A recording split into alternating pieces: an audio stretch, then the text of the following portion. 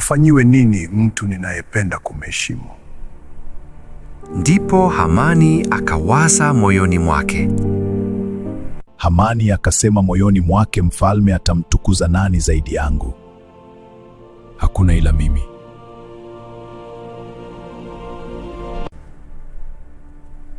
Mtu huyo avishwe mavazi ya kifalme, apandishwe farasi wa mfalme na atangazwe mbele yake kuwa ndivyo hufanyiwa mtu apendwaye na mfalme. Ndipo mfalme akasema, fanya hayo yote kwa Mordekai Myahudi.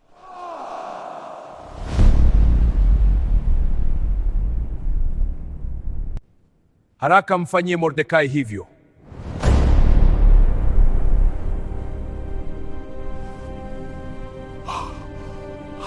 Hivyo basi Hamani akamvika Mordekai mavazi ya kifalme na akampandisha juu ya farasi.